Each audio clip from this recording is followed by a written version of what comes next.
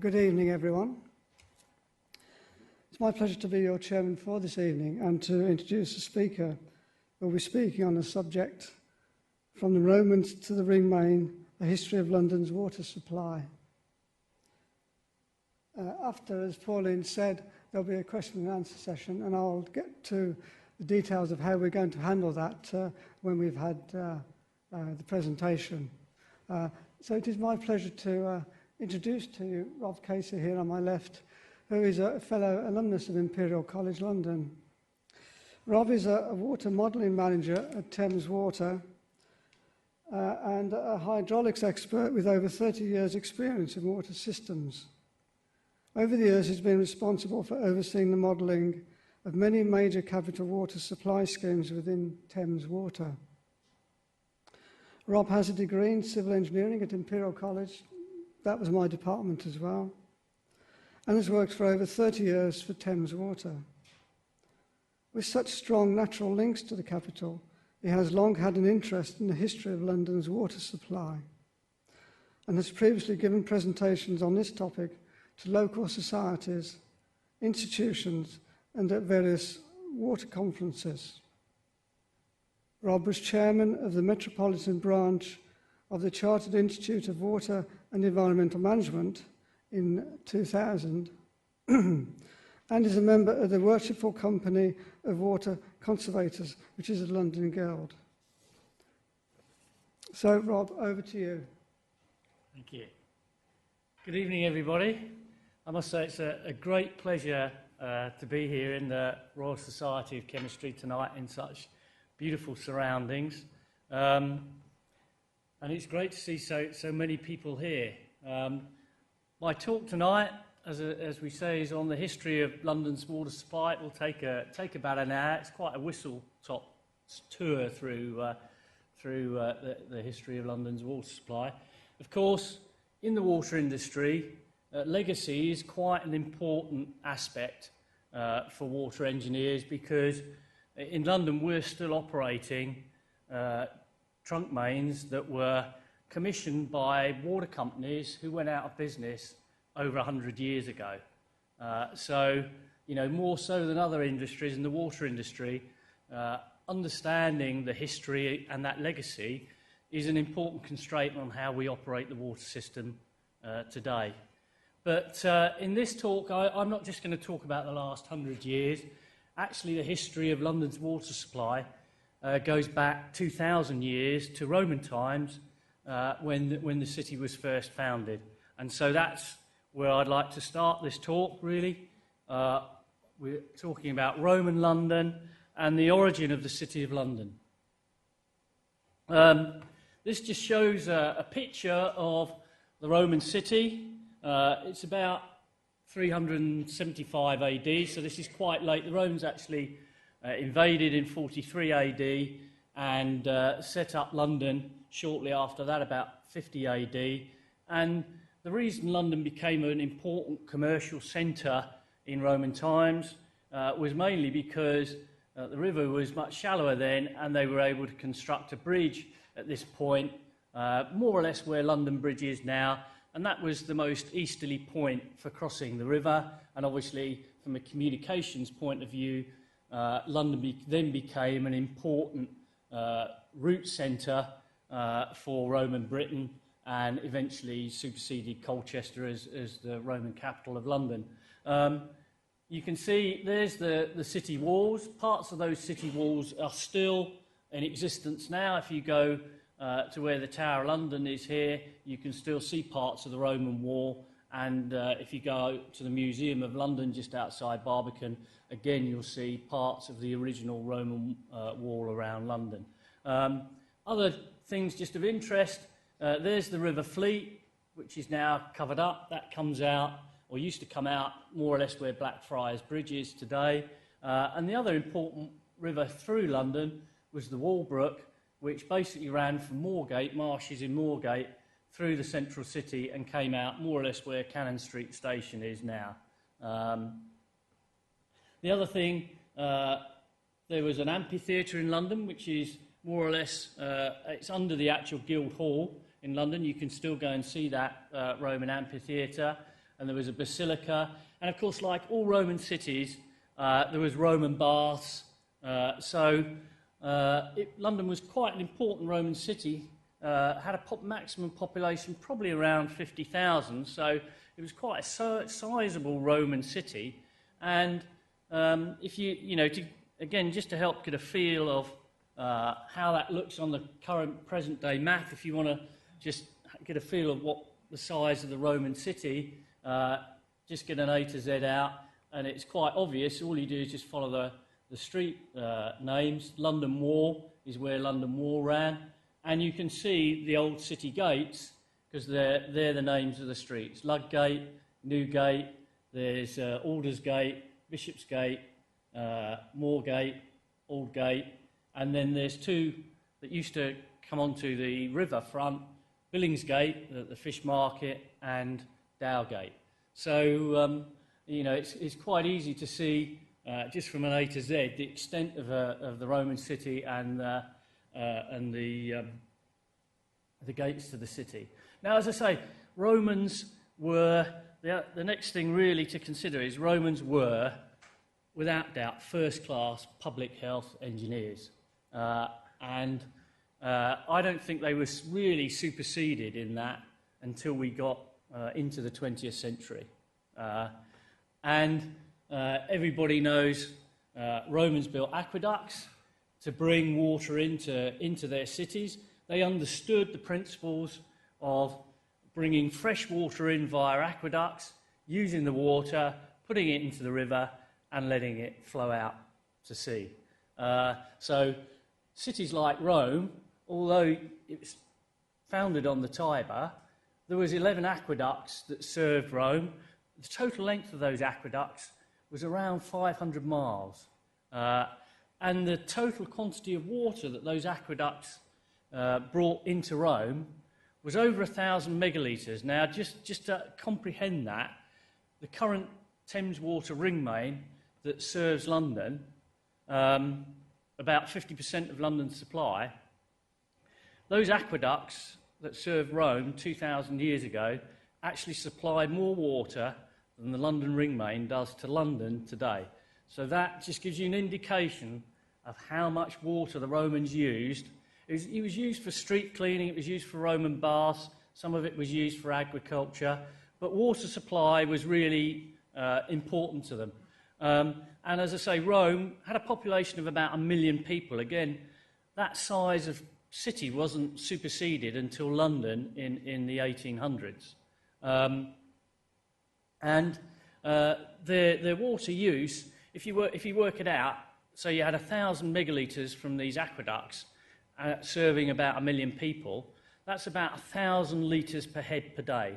Now, our regulator in the water industry, Ofwat, recommends that we should be using around 160 litres per head per day. So that, again, just gives you an idea of how much water the Romans used and how important water supply was to their whole infrastructure and culture.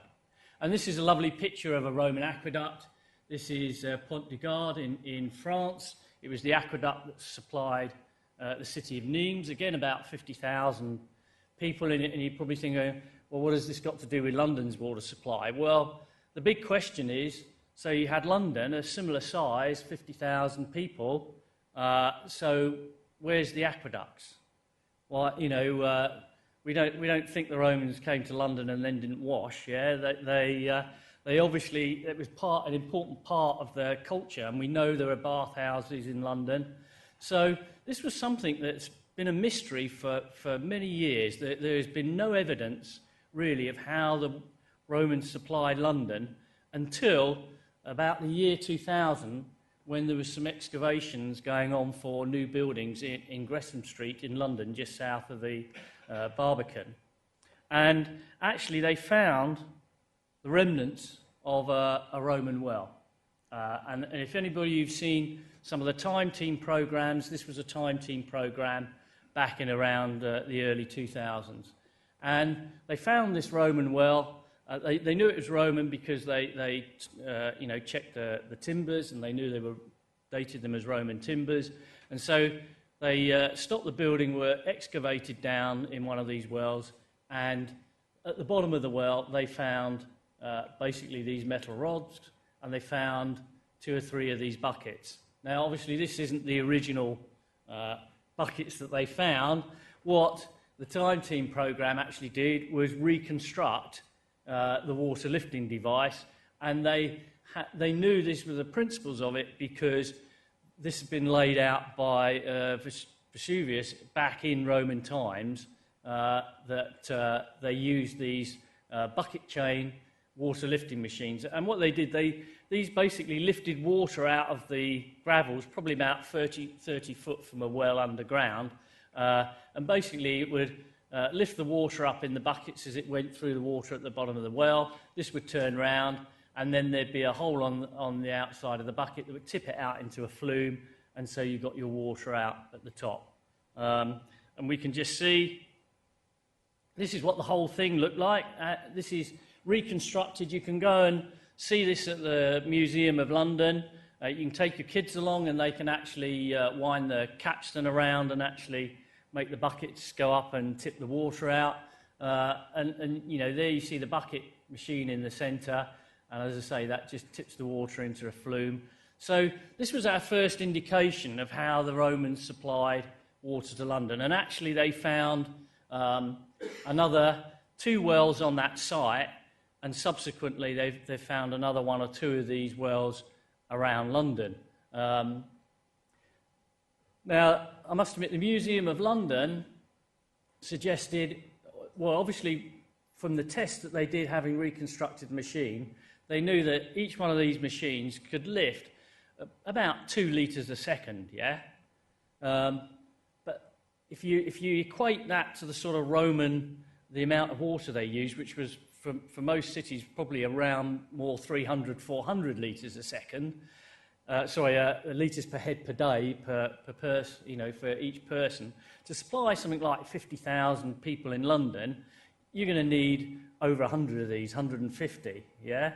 So I don't believe that these were the sole method of supplying Roman London, but obviously they were an important part. So we now actually factually know they lifted water out of the gravels in London to some of the main events. So where do we think the other water came from? Well, as I say, there are no surviving aqueducts, and had there been aqueducts supplying London, there would certainly been some remains of them, or it would have been written down in medieval times or whatever. And what we think, probably a major supply for Roman London, no, I moved it. Here's the city, and just outside the city, as I said, coming out at Blackfriars Bridge, is the River Fleet, which was quite an important river. And you can see from the ground contours here in brown that it's quite a steep-sided valley to the Fleet, and you can still see that if you go down Holborn today. And there was numerous wells alongside the valley of the Fleet that fed the River Fleet. I've just put a few of them along here, and it was quite, you know, it would have been quite easy for the Romans to actually connect these wells via conduits into the city and use that as the main supply. And I'm sure that would have given them something in the order of 10 to 20 megalitres a day, which would have been more than sufficient to supply even meet Romans' needs for water in the Roman city. So we haven't got any proof of that yet. I'm waiting for someone to actually do some excavations and find a bit of old Roman pipe or conduit that finally proves the theory right, but we shall see. So that's really how, you know, Roman London was probably supplied, a mixture of wells and water from, you know, lifted up from wells through bucket chain type devices, and probably conduits from surface springs in the Fleet Valley. Now, after Roman times, London really became a bit of a ghost town when the Romans left, mainly because the Saxons were the craftsmen were basically carpenters, and most of Roman buildings were stone. You know, they had tiled roofs, marble floors, and so the city fell into basically a bit of disrepair until we really get to the late Saxon times and the early part after the Norman conquest. And so moving on to medieval London, we do have some evidence of how early medieval London was supplied, and that's basically an account by William Fitzstephen, who was clerk to Thomas à Becket, who in a preface to a biography on Becket actually describes an account of London, so it's one of our earliest accounts of medieval London, and he talks about there are also about London on the north side excellent suburban springs with sweet, wholesome and clear water, among which Holywell, Clerkenwell, St Clement's are held to be of most note. So that's exactly those ones I was picturing earlier around the Fleet, and obviously places like Clerkenwell, that's where it gets its name from the wells that used to exist there. But London started to grow. In fact, London grew from the days of the conquest through to the 1300s, grew from about 17,000 people to 100,000 people. So obviously the demands for water increased quite rapidly in that period. And in 1237, the city first acquires springs from Gilbert de Sandford at Stratford Place near Oxford Street. I'll show you where that is in just a minute. And then in 1245, the construction began of the Great Conduit to basically take water from those springs into the city at Westcheap. And we know that's described in Stowe's Survey of London in 1589. There's a description there of the Great Conduit. The first system of lead castellated with stone was called the Great Conduit in Westcheap. It says water was first procured to the standard in 1285. Actually, we believe it was originally constructed in 1245, and then a new standard was put in 1285. So Stowe maybe didn't get it quite historically correct, but the principles are there. And so this is the Great Conduit. So now we see, to get the city's water, it's now moving outside of the city to the extent of 3 miles, and actually taking water from springs that are feeding the next river along from the Fleet, which is the Tyburn, that used to run down through Regent's Park, down through Mayfair, and come out more or less where the Houses of Parliament and Westminster are today. This conduit would have been a mixture of a stone channel and probably lead piping to cross the Fleet and into the city at Westcheap. Westcheap is just by St Paul's. That's where there would have been a cistern that basically collected the water. So this water is flowing by gravity from the springs and collects in a cistern, and basically the water would be flowing all the time. At night it would be used to clean the streets, and during the day the people would collect it from carriers and actually take it to people's houses. And here we have an example, a picture from 1585 that shows the standard at Westcheap. You can see there are all the containers lying around, which were the water carriers used to carry the water to people's houses, and there was a guild of water carriers in those days who actually brought water to you from the standard to your house. And you can see there's the conduit running down the side of the road. And this is just another picture of Westcheap Conduit a bit later in the 1600s. Again, the size of the carriers look to have got a bit bigger, but the principle still the same. So this conduit system really became the backbone of London's water supply. Really, it was supplied by gravity, and people collected water from the conduit head and took it to the house. And that was the main supply for London for 500 years, from the days of the Conqueror right the way through to the 1500s. And there was a number of extensions to that conduit system, so you can see it became quite extensive. Springs were added to it. And in 1544, there was the London Conduit Act, which was the first actual act relating to London's water supply, and that gave the city powers to convey water from springs at Marylebone, Hampstead Heath, Hackney and Muswell Hill. So you can now see we're moving a bit further out from London, you know, as the city grows, to get more water into the city as the demands of the city grow. And in 1589 was when the dam was the first dam was built below the summit of Hampstead Heath to form the first pond. If you've seen the ponds up at Hampstead Heath, so the first one was dammed in 1589. And then basically we get to, as I say, for the 1500s, this conduit system really was beginning to creak. There was a number of things. Some of the rivers were getting polluted as industrial London developed.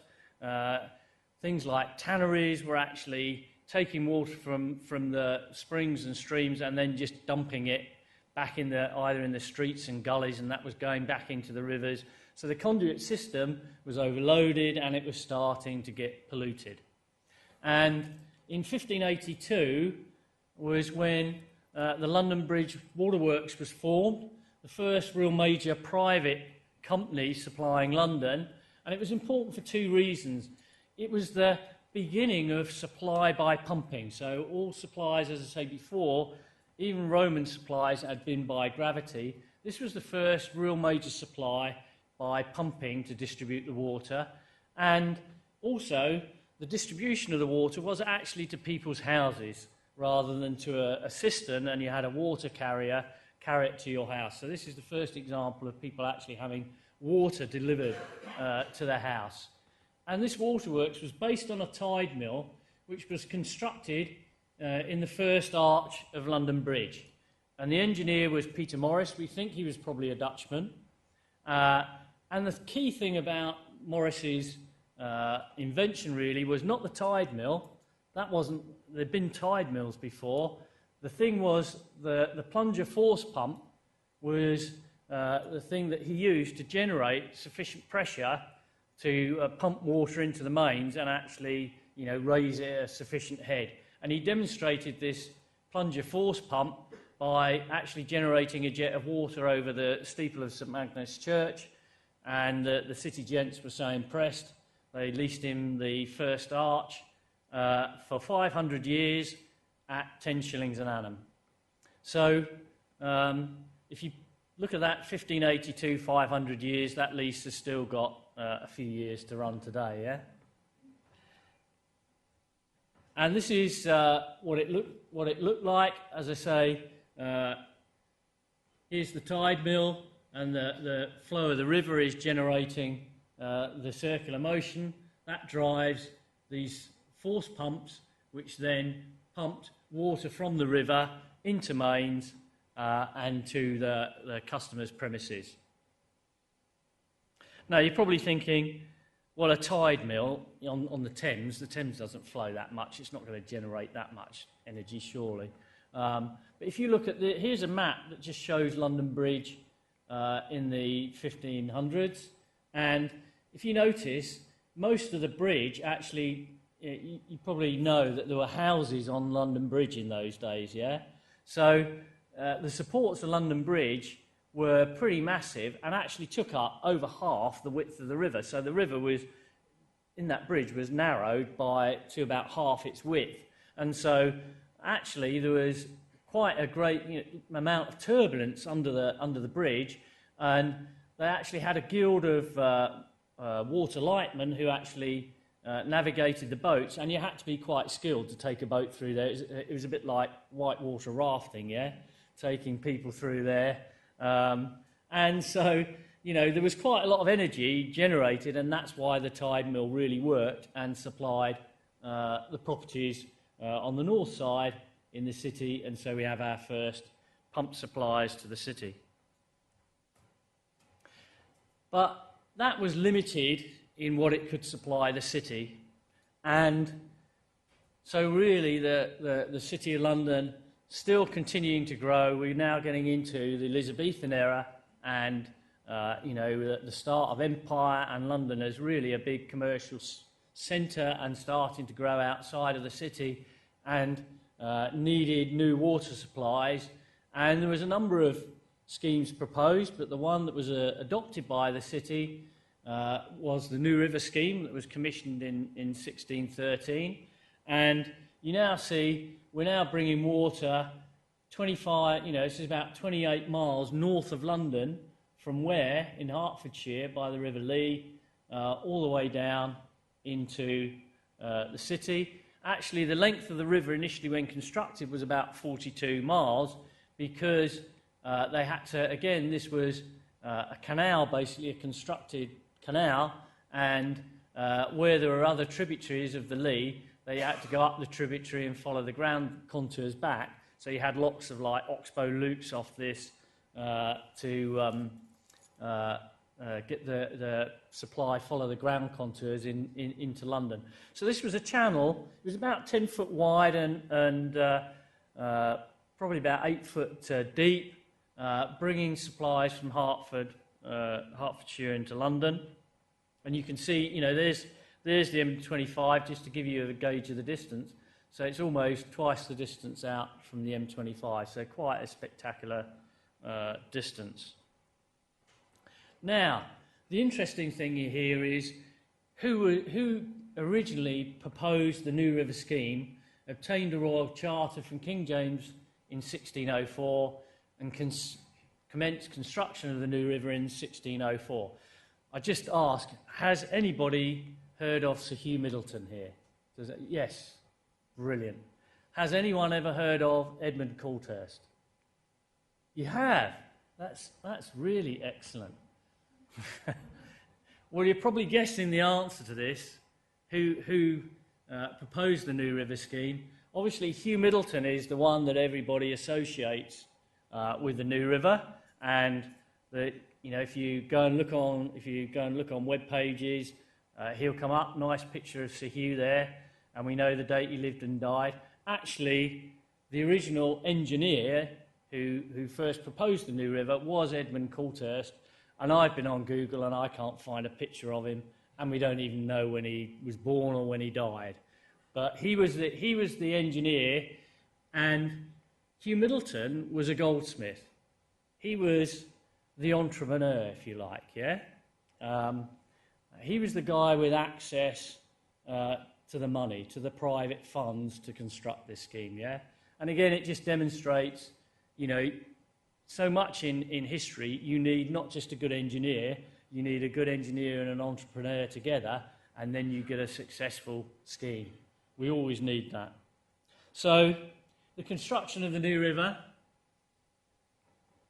Coulthurst first approaches Queen Elizabeth in 1602, but of course Queen Elizabeth died in 1603, so he went back in 1604, obtained a royal charter from King James I, and commenced the construction of the New River. And he actually built about 3 miles of it. He then went to the city and tried to get the city to contribute towards the cost of the scheme. And of course, the city, as they always do, as they do now, they appointed a committee, and the committee discussed it, a committee of 13, who included Sir Thomas Middleton, who was Hugh Middleton's brother. And they considered various alternatives, and they applied for an Act of Parliament, and so to do that Act of Parliament, they got a committee of MPs, and one of the MPs on that committee was Hugh Middleton. And they passed 2 Acts of Parliament to actually,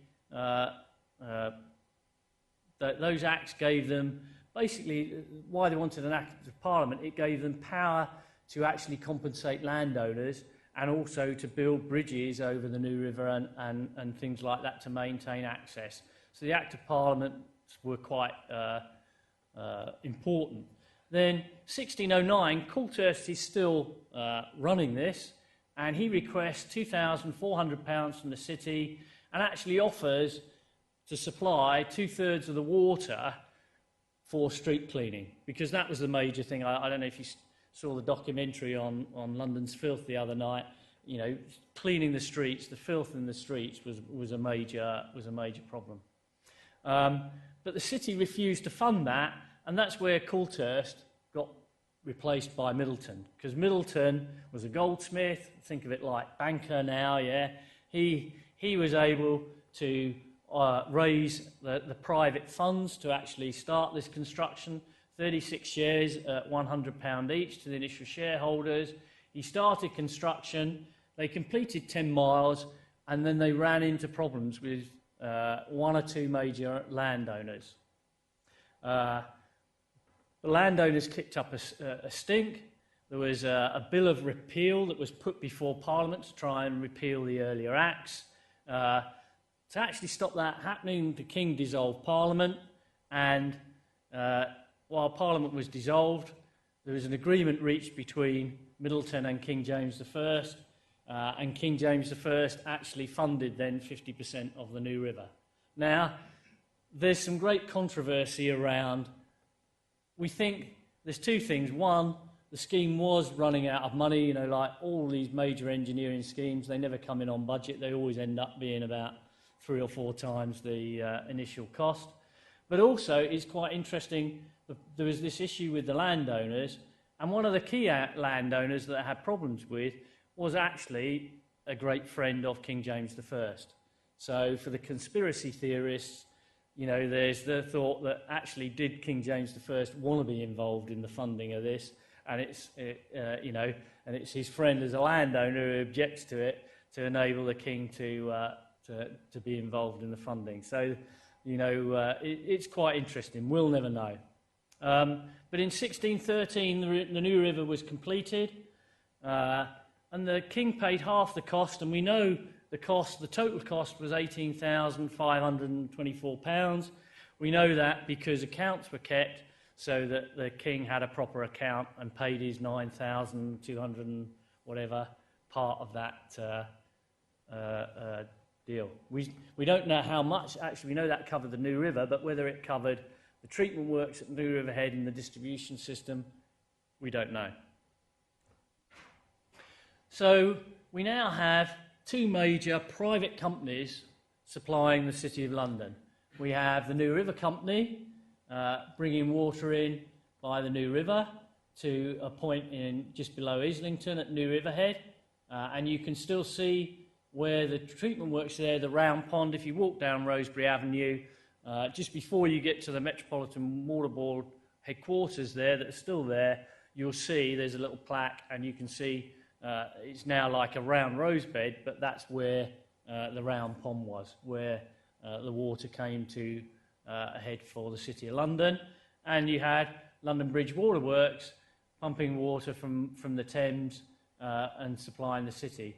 And so these two are in competition, and the advantage London Bridge Waterworks had was they were able to supply water at quite high pressures because it was pumped from the tide mills. However, the New River, they were a bit more constrained in terms of pressure head because it was gravity to the round pond, which is about 29 metres above sea level, and they had lots of water, but they didn't have the pressure. And so as London grew, and the area of massive growth in those days was this area just outside the city, around Soho, Covent Garden. That's where London was starting to grow in. That's where the rich merchants were. That's where, the rich people were. And so these two battled basically about supplying this area, and Key was around this area of Soho Square. And the New River was quite concerned. It was supplying people around Soho Square, but they weren't getting sufficient pressure, and they weren't satisfied with the New River Company's supply. So they realised they've got to raise the head of their water. Now, if you go back to these days, power, by pumping, was a major issue. The only power that was available was either generated by wind, by a horse, or by water from a water mill. And so power was limited. It was a difficult problem for them in those days. And so they met in 1702 at the Waterhouse at New River Head to consider how to raise water and improve the pressure. And we know Sir Christopher Wren was invited to that meeting. And there were three key proposals that were put forward. One by Sir Christopher Wren, which was actually to build a new cistern at Soho Square. And he said, rather than actually pump the water up, if you actually build a reservoir at Soho Square and feed it constantly by a 7-inch main, you then get over the problem of trying to feed the variations in demand, which involves a lot more loss of head, so you wouldn't get the pressure loss, yeah?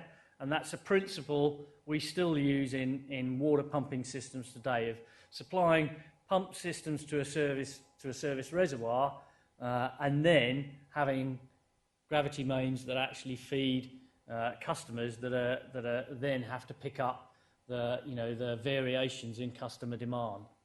The other ones were one by Evan Jones, a horse engine, lifting the water 20 feet into a header tank, and one by Charles Beckenham, which was a water wheel which would use the New River basically to turn that water wheel and generate some pumps, much the same as they were doing at London Bridge.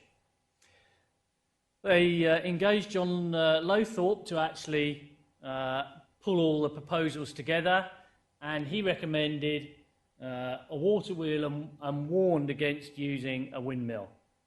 Now, the interesting thing for me about this is Sir Christopher Wren's proposal. I mean, I didn't know until I actually saw Christopher Wren's report, which had got lost for many years.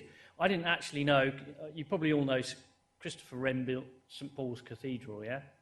I didn't know, as well as being an absolutely magnificent architect and construction engineer, he was also a brilliant water engineer. I never knew that, and we never knew that he was involved actually in the water supply of London until Robert Ward did some research for his book on the New River in about 2000 and dug up the original report by Sir Christopher Wren. And for me, that has tremendous value because I'm a network modeller for Thames Water. You know, I model distribution networks, and Sir Christopher Wren's report is probably the earliest example of an analysis, of a hydraulic analysis of a water distribution system. So that's really important for me, and the fact that it's someone like Sir Christopher Wren, we'd never realised, and so obviously you can gather that means quite a lot to me. However, so we had the three key proposals, but in actual fact what happened is none of those were actually selected for the final scheme. In actual fact, an engineer called George Sorocold, who had actually constructed the first Liverpool docks, he was actually made a freeman of Liverpool for it. He worked on various water supply schemes around the UK, and he was the eminent water engineer at that time. He was under a 6-year contract to the London Bridge Water Company, and he actually made the water wheels at the London Bridge probably 2 or 3 times more efficient than they were. But he completed his 6-year contract and then immediately started work for the New River Company at New River Head, and he recommended pumping by a windmill to a pond based up at the top of Islington Hill, which would hold 6,000 tonnes of water, essentially 10 days' supply of water. And that was the key thing about his proposal.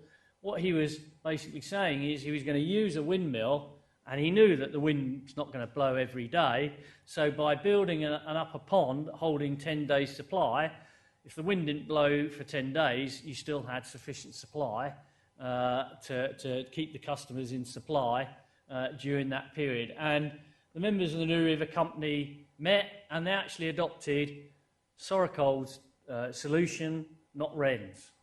So that's quite interesting. And in 1708, the windmill and upper pond actually entered service, and we find the interesting thing about this windmill, it was a windmill with 6 sails. I don't know, I've never seen a windmill with 6 sails. If you look at most of them, they've got 4, yeah? So obviously he was trying to do something innovative to the windmill design, but there was problems with it. The windmill sails were destroyed on two occasions, and they got frequent airlocks in the pipes. So although his solution was quite clever and good, it failed at the final hurdle in terms of the windmill wasn't reliable, and in 1720 the windmill was replaced by a square horse works. And what happened after that, basically Scoracold went from being an engineer who everybody wanted to employ to, after 1711, the construction of this, we never hear of him again in any public works around the country. And again, we don't even know when he died. So he went from being basically a hero to a zero on just the single scheme for the New River works.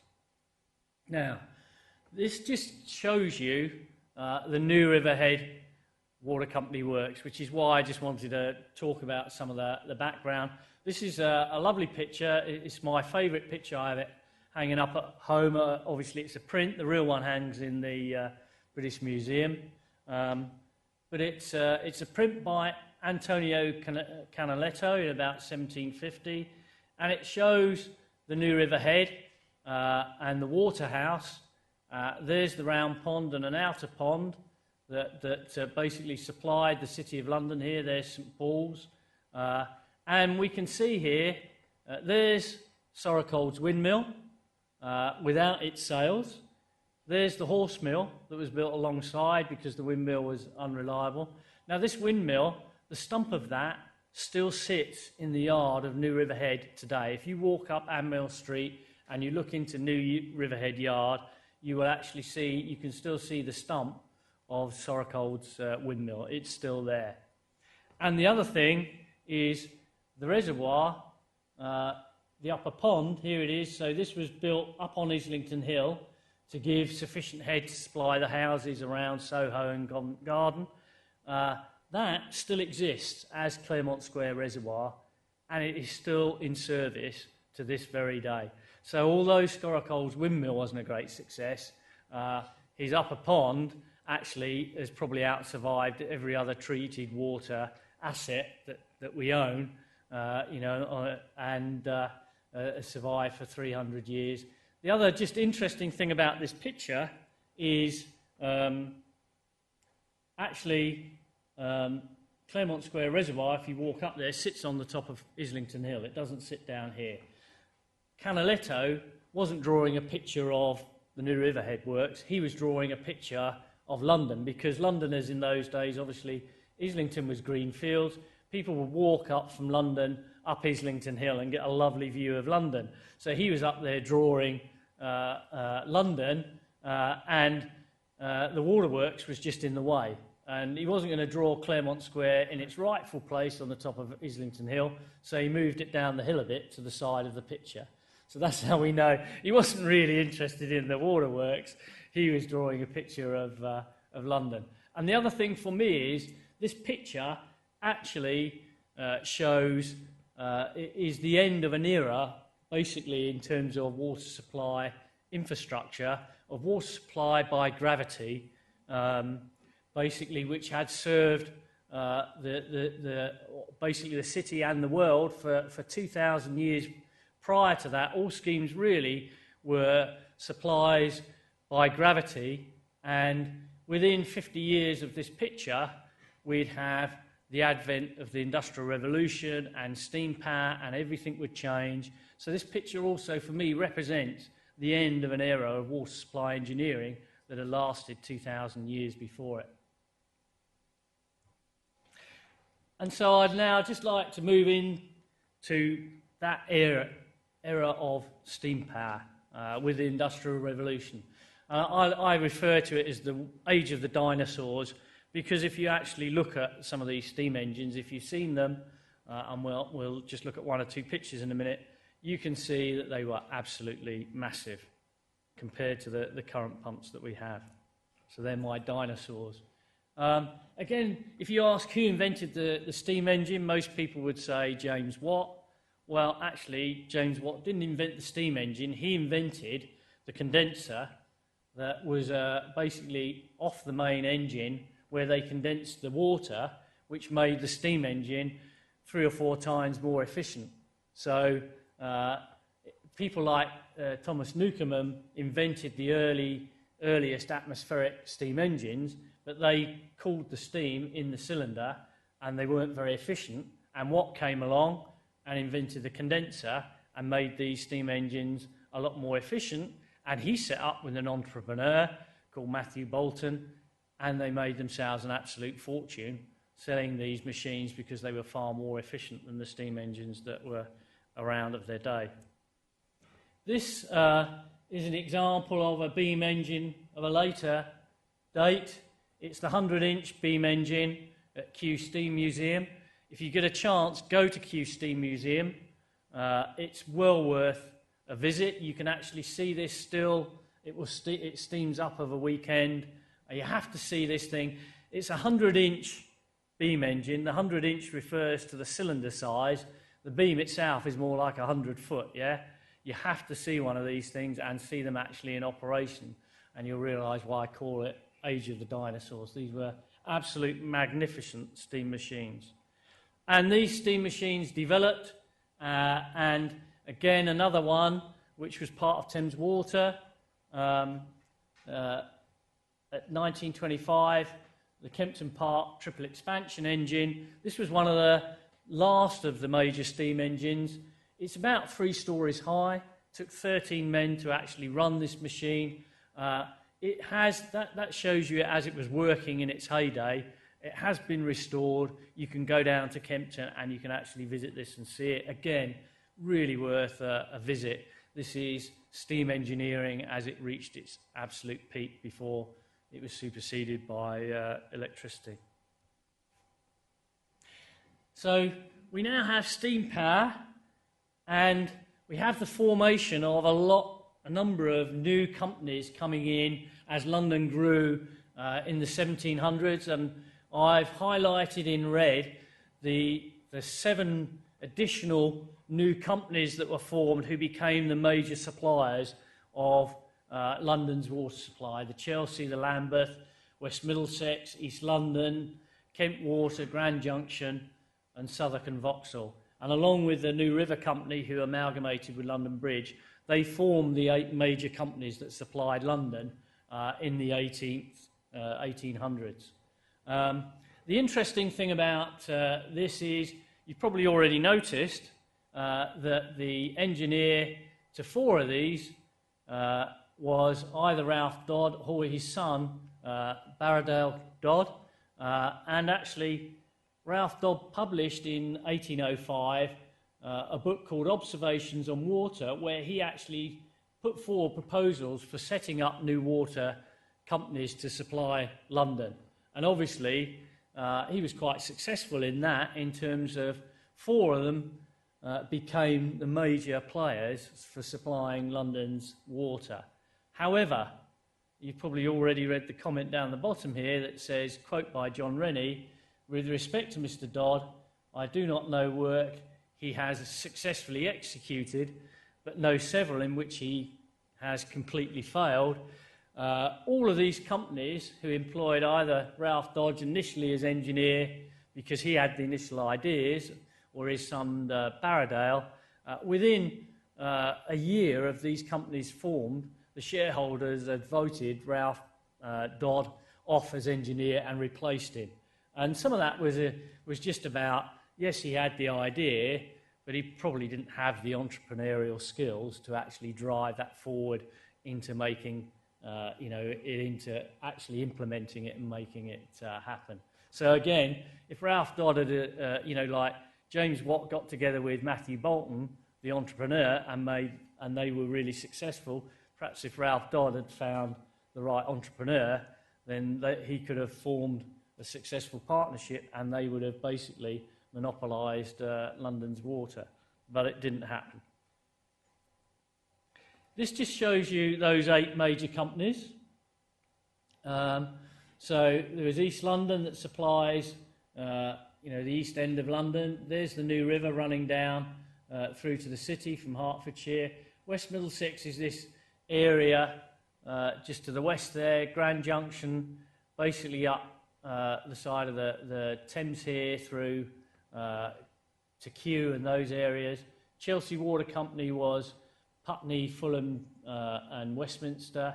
And then the three companies on the south are Kent, Southwark and Vauxhall and Lambeth. The interesting thing about this is all these companies all the companies north of the river, apart from East London, but four of the major companies came together to supply, they were all trying to supply this area just to the west of the city, which is the West End as is now. And the reason for that is the West End was the new commercial growth area. Again, it's where the money was in the 1800s. And so these companies basically started to fight each other in competition, and that competition was encouraged through Parliament, and you started having mains of different companies down the same street, and they were actually pulling supplies out from one company and reconnecting them to another. You've got examples here of the Grand Junction offers to supply High Holborn at 20% below New River charges. And the upshot of all of this was actually one of the companies, the West Middlesex Company, almost went out of business. So these new companies, ones like the Grand Junction and West Middlesex, they'd only just formed, they were in this competitive market, and they were so forced to reduce their rates in competition with the established companies that they almost went out of business. And there was a bill to try and combine the New River and West Middlesex in 1816, and of course all the other companies opposed that because they didn't want to get into a monopoly position. This ended really, the battle ended in 1817 with the New River, West Middlesex, Grand Junction and Chelsea companies got together and they agreed separate areas. So you get the first of, a company having a monopoly on an area, yeah? The interesting thing, this just shows at the bottom here, West Middlesex paid no dividends to their shareholders between 1810 and 1819. Same for Grand Junction. And the households of the New River Company fell from 59 to 54,000 from 1809 to 1814. So this was quite a disastrous period for those water companies. So people that had invested in these new companies, hoping with the growth that they were going to make a fortune, actually things didn't quite turn out like that with the initial competition. And this just shows you the background that they were up against. London's population basically increased from around about 1 million in the beginning of the 18th century to around about 7 million at the end of it. So, the population increased by 6 times in 100 years. Just try and imagine what it was like for the water companies trying to keep up with that amount of infrastructure, increase to supply such a massive increase in infrastructure. Of course, in some ways that was good for the companies because their income went up leaps and bounds. You can see here, the number of East London supplied 10,000 in 1809, and by the end of the century they're up to 190,000, yeah? You can see the West Middlesex in 1811, £335 in water rates, about 270,000 by the end of the century. So that was very good for the shareholders and dividends, that rate of growth. But it was a massive amount of capital to invest. Now, the thing that growth, the impact that growth had was largely on water quality. And this is a little favourite slide of mine. It's called Monster Soup. And it's about the time when, following the era when microscopes were first invented, people like Robert Hooke, looked at lake water and realised there was all these microorganisms in there that nobody knew about beforehand. And this cartoon obviously just makes some fun of that with putting little monsters in because of the state of the river's water. And that water quality the major issue started in 1827 with a pamphlet called The Dolphin.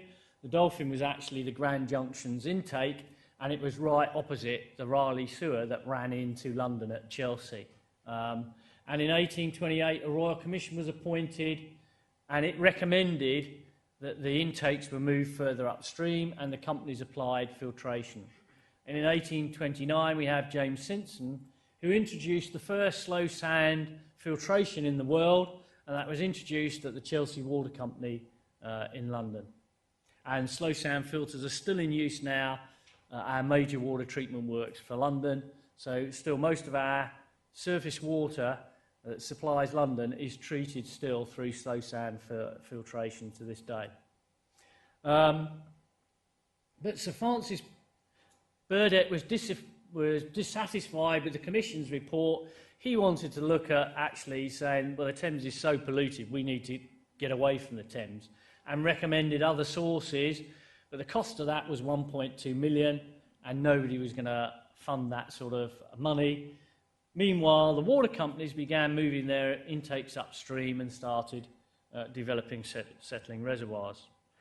And then we really have the era of the cholera epidemics. 4 of them in total. Around about 50,000 people died in total due to those 4 cholera epidemics.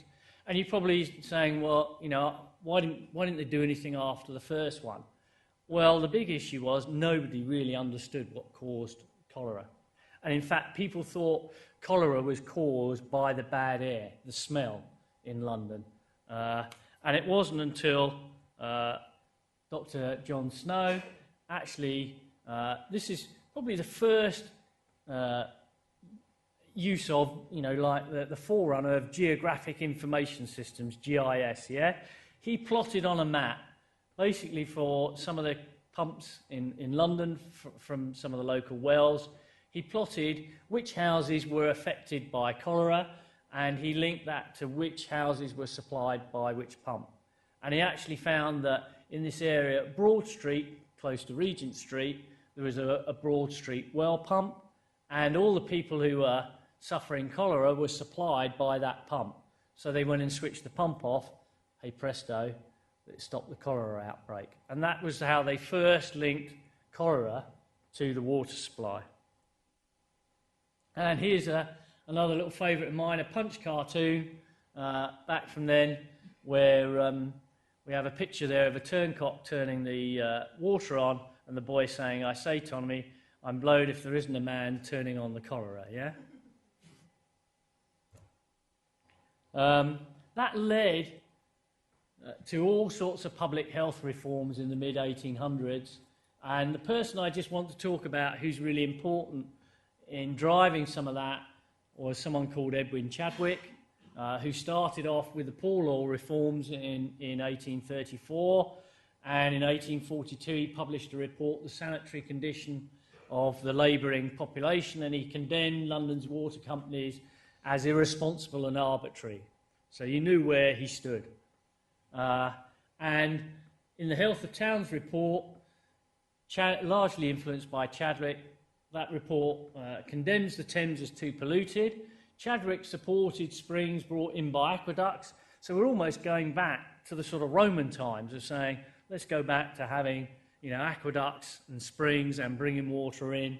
But he was the first person to propose river basin management, which is an important concept that we use now of basically combining sewage and water utilities under a single control, and he wanted that to be public control. So the great thing really for Chadwick was he was the first person to talk about river basin management, managing water from the source to the tap, to the sewer, to back into the river. But he was 100 years, unfortunately, before his time. He became a dominant voice on the Commission of Sewers. We get to 1852 when we have the first important Metropolis Water Act, where it was made law to move the intakes of the water companies above Teddington Weir, so that's out of the tidal stretch of the Thames, because what was happening, all the basically muck and sewage was going into the tidal river. The water companies were pumping it out of the tidal river, so basically you had this closed system of where, basically sewage was being pumped round, and that's what was the major cause of the cholera outbreaks. So the Metropolis Water Act of 52 made the companies move their intakes above the tidal reach to Teddington, and made the service reservoirs within 5 miles of St Paul's to be covered. And in 56, you have the Metropolitan Board of Works were formed with Bazalgette as chief engineer. 1858 was the Great Stink, where the smell of the Thames was so obnoxious they actually closed Parliament and moved to Oxford, and that then led to the Metropolis Management Amendment Act and Bazalgette's work on building the major sewers to take all that sewage out to the end of the tidal reach to sewage works at Beckton and Crossness, where they still sit today. So that sewerage, instead of just going straight into the river, was being taken out to the end of the river and put out. So those two things, the moving of the intakes upstream to Teddington out of the tidal stretch and taking the sewerage down to the East End, were the two things that really basically cleaned up London in the 1800s.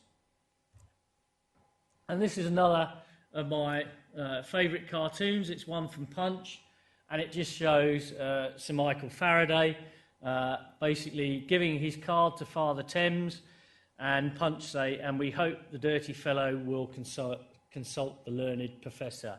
The thing behind this was actually Michael Faraday had written a letter to the Times complaining about the mess of the Thames, and to prove how polluted it was, he actually took his business card and ripped it in half, and on a boat up the Thames, he dropped his business card in at lengths up the Thames and counted how long before he could no longer see the business card as it disappeared down into the Thames, and that's how he measured the pollution. And so that's why this cartoon basically is using that, saying here he is giving his business card to Father Thames. Now the river really, following the Great Stink and following the Metropolis Water Act, now the river became a lot cleaner, and really the whole debate in the late part of the 1800s was really about, do you have private or public control of your water supply? There were various commissions and acts. The major thing, really, just to point out here, was in 1889, London County Council was first created, and the first thing they did was set up a committee to look at acquiring the 8 water companies. And they actually sent a letter to the Prime Minister requesting a Royal Commission. A Royal Commission was set up under Lord Balfour. That commission now, because the Thames was so much cleaner, recommended that actually the Thames continued as the source for London. The London County Council, though, started opposing water company bills. They got Sir Alexander Binney to actually look at alternative support sources, and you had this great debate going on where the companies were trying to put forward bills to Parliament to actually purchase the water companies, and you had the water companies trying to extend their capital works through Acts of Parliament, and they were being rejected and opposed by the London County Council. So there's this great battle going on in Parliament. And so finally, the thing that really, I guess, ended that debate was in 1898 we had the Great Drought, and that was precluded by the London County Council had opposed an East London water bill for more storage. You then had a couple of years of water shortages in East London, and even though storage was increased in 1898, there was the Great Drought and there was massive water shortages in East London. That ended up then with the local government board being recommending a commission commission appointed. You had the Metropolis Water Act, where the local government board were now empowered to actually act on new water schemes to stop this argy-barging between London County Council and the water companies. And this all ended up with basically a Royal Commission final report which recommended a single water board for London, and that became the Metropolitan Water Act of 1902. And in 1903, the companies were all purchased, and London's water supply was put under public control of the Metropolitan Water Board. And the price that was paid to the water companies was decided by arbitration, and the total cost of that acquisition was 47 million. And a lot of people think that was a very good deal for those companies in those days. Just a quick look at the finances of the companies. You know, this was the thing that was really driving the debate. These companies were making some quite large profits compared to their income, but don't forget, on the other side of that, they were reinvesting a lot of that profit into massive infrastructure works to cope with the growth that was going on in London's water supply. But again, there were some pretty handsome dividends being paid to shareholders in those times. So 1903 to 1973, we have the Metropolitan Water Board and the years of public control.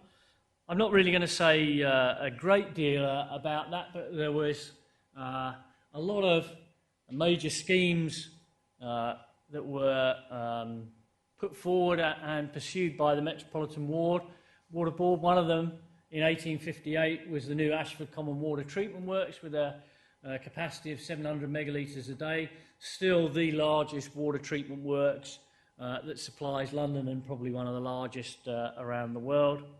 And for the Lee Valley in 1971, Coppermills Water Treatment Works on the River Lee, again capacity around 570 megalitres. Then we move to 1974, and this is when we moved to integrated river basin management. So this is what Chadwick was proposing 100 years before, and nobody would listen to him. Now, in 1974, under the Heath government, we had the 1974 Water Act, which brought together the sewage authorities and the water authorities as a combined water authority, managing water right from the source in the river through to the customer, back out again, treatment, and back into the river, managing it as a single entity.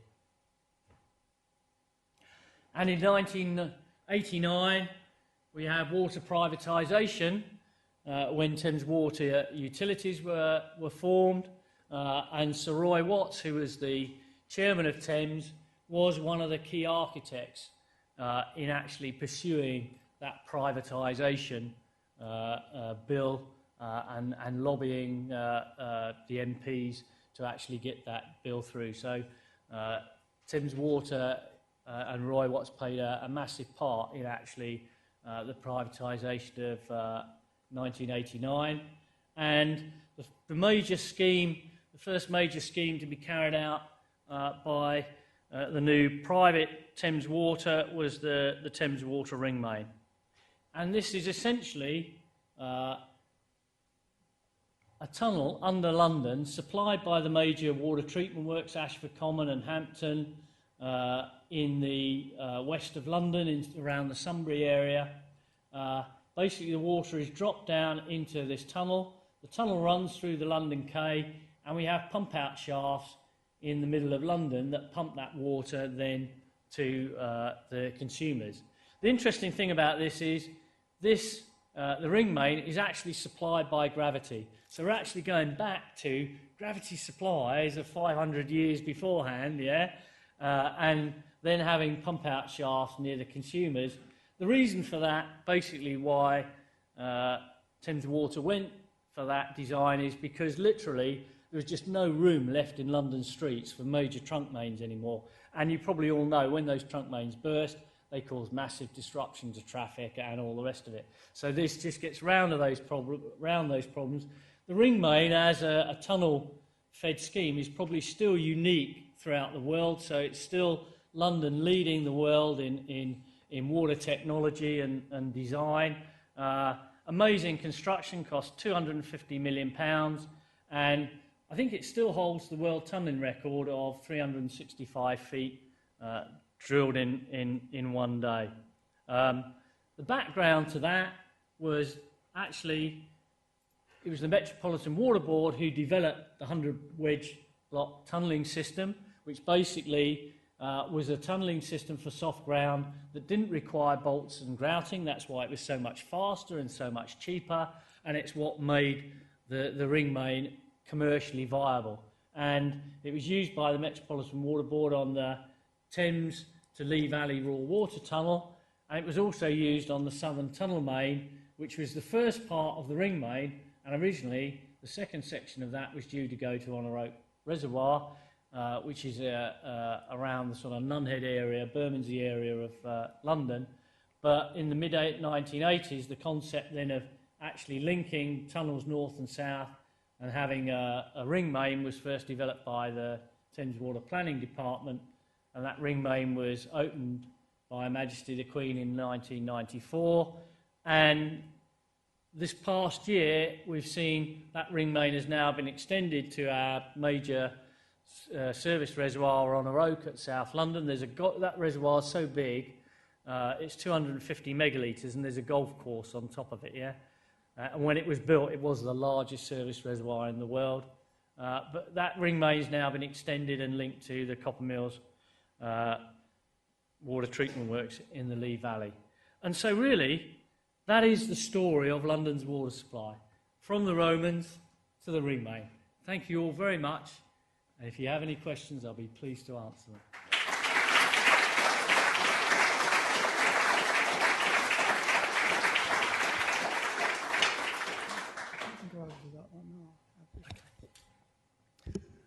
Well, thank you very much, Rob. That was a most fascinating and interesting talk, and very historical, and it was riveting, I thought.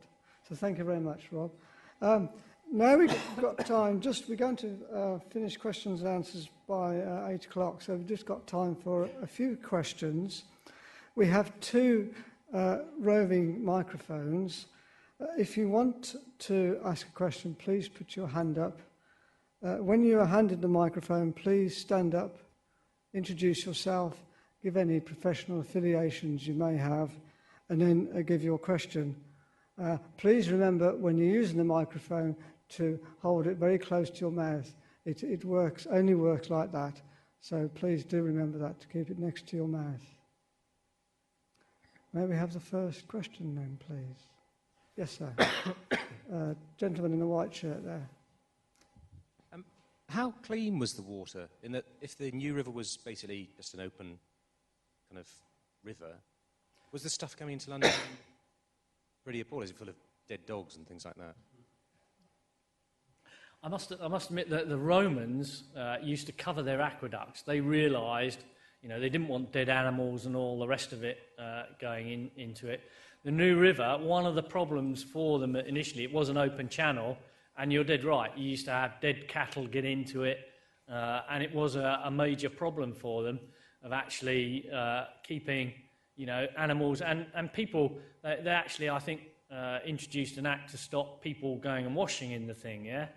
So yes, you're absolutely right. It was a problem. They tried to constrain it, but that's the problem of an open channel. The Romans, if you go and have a look at some of the Roman aqueducts, you'll find that they're all concrete and they actually have a slab over the top to stop that pollution. So again, the Romans, you can't fault them. They were smart guys. Yes. My name's Leslie Lander. I'm sure I remember hearing that there used to be, and possibly still are, artesian wells in London. Is that true? Do they still exist if they ever did? That is true, and they still exist. But basically, the wells that I talked about that were used earlier were in the river gravels for London, much higher up. They were, I guess, some of those springs did come to the surface, but they're not what we call artesian. The artesian wells are basically because you've got the clay and it's what's under the clay, yeah? So you've got pressure there. So they did come into effect in the 1800s, yeah? But again, they got so overpumped that the level of those dropped dramatically in the late 1800s, early 1900s. And then as those haven't been used and they've been abandoned, those levels have actually started to increase again. And actually, Thames Water has actually started to reuse some of those and with membrane treatment, because one of the problems was that the water levels were starting to rise and there was a danger it's actually going to affect foundations of buildings and that type of stuff. So there has been a reintroduction of trying to utilise some of those wells or even just pump to waste to try and hold the groundwater levels, because they are starting to rise again. So yes, they exist, they're very much there, and they are quite a problem in terms of the water levels are coming back up again, and that is quite an issue for Londoners.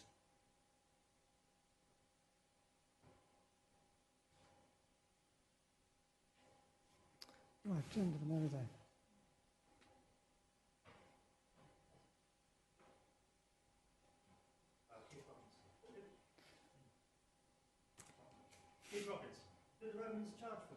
Sorry, could you wait for the microphone, please? It doesn't seem to be working. Okay, we've got one roving microphone. We'll have to rove further. Keith Robinson. Did the Romans charge for water, and if so, how much? We don't know that they charged for water, so we assume not. There's no records of what they charged. When you look at some of the works they constructed, they how they funded that, we assume that was public works, yeah, and probably they had slave power to made it a bit more economical. But when you look at those, what they constructed, those aqueducts, that must have been a phenomenal cost to do that. But yeah, we've no records, and the Romans did keep records, particularly of Rome. Frontius did, who was actually a governor in London, actually did the survey of all the aqueducts in Rome, and I haven't seen any mention of charging in that. So my answer would be, we don't really know, but I haven't seen any record of charging, so I can't say what they charged if they did, but I don't think so.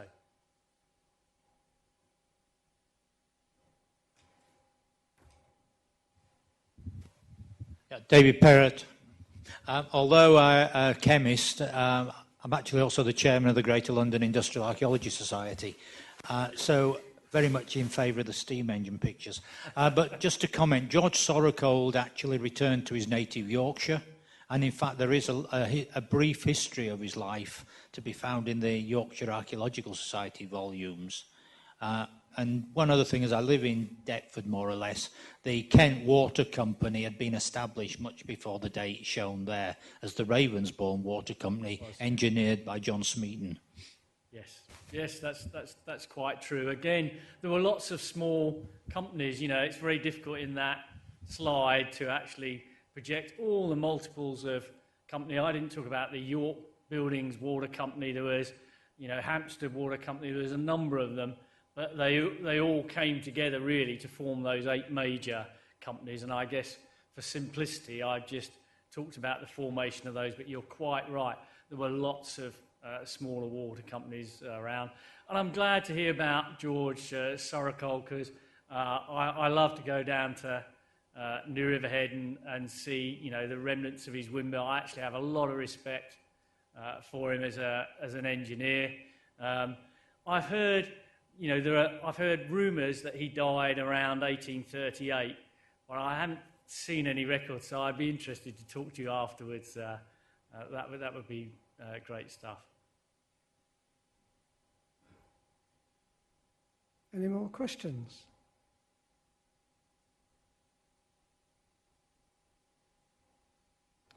Okay, well, I need to bring the meeting to a close now then. Don't forget we have 2 more water public presentations, one in May, Thursday, May the 5th, on why water is weird. And then finally, one which I can recommend to you, because I know the presenter, Water Sustainability, a Global Challenge. That is Thursday the 2nd of June. Thursday the 2nd of June. Both here, both the same time. So I do hope you have a good and safe journey home tonight. Thank you all for coming, and please join me in thanking Rob again for such an excellent presentation tonight. Thank you very much.